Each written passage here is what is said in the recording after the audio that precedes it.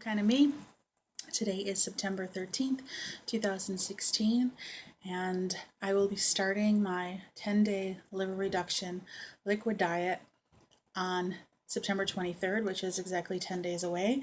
So I'm just, getting prepared and planning, and I got some really great recommendations from other friends who've already done the liquid diet.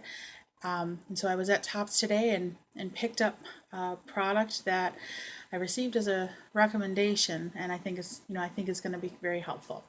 So this is the baby formula container, and so it's a baby formula dispenser, and so I have one that's open. I bought two because I just thought it would be nice to have, one I can throw in the dishwasher while I'm using the other one, or pack them ahead of time.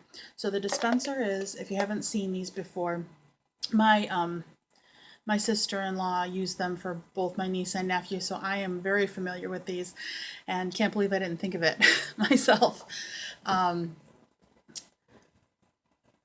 So it has a 4 different compartments inside, so you put your powder inside, formula normally, but I'm going to be using the powder for my protein shakes. And then the lid snaps on top, and you just spin the lid to whatever compartment you're ready to use, and then you pour out, and it pours out just what's in that compartment.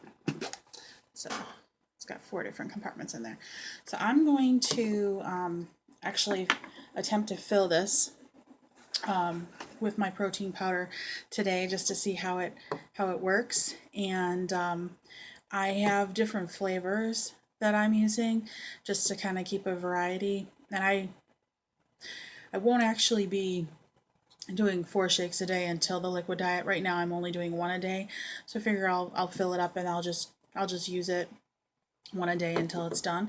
The only thing that I'm concerned about, and so I'll have to get back to you on after I test it out, is if the flavors will, like the different scents, will be shared throughout the different containers. So because I'm going to be doing, I have the chocolate mousse, orange cream, and then the cinnamon bun, which are 3 very distinct flavors, and I'm concerned about whether or not the flavors will kind of mingle in the container. So I'm gonna definitely try that out. So I'm gonna see if I can fill these so that you guys can see how it works. The way I normally you would just pour it right in, but I'm gonna try to avoid making a mess. I'm gonna use the container and actually stick it right in the section, kind of like using it as a funnel, and see if that works here. So we're gonna start with the chocolate.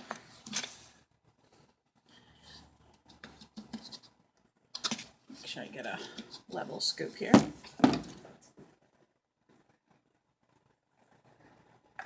Okay.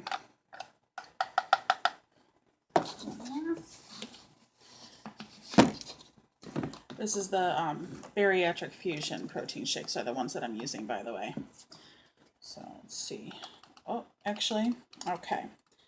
So it looks like you can only do 1 scoop per canister. So it's a good thing that I did buy 2, because I'm gonna need 2 when I go to 4 shakes a day. So it worked out good. So we can do 1 scoop per section. There's 4 sections in the container, so that means I got 2 here with chocolate, and they're not even because I didn't realize it till it was too late. So that's 2 scoops, so you can kind of tell it's gonna probably come up to like somewhere around there with 1 scoop in each container. So that's what it's going to look like. I'll finish filling this later just because I don't want to make a mess.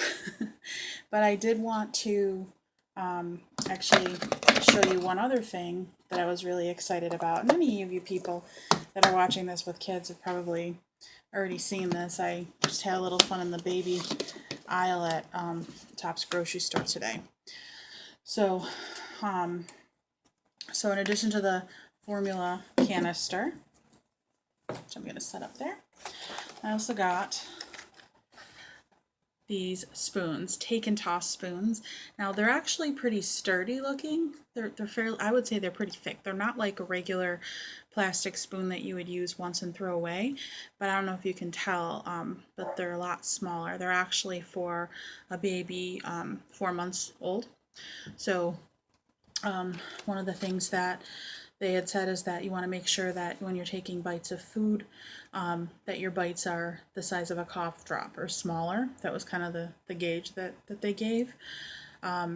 And again, I'll be getting more information on this because I have one last class that I have to go to on Thursday, and they will be giving me more details on the liquid diet and also what to prepare for after surgery is complete.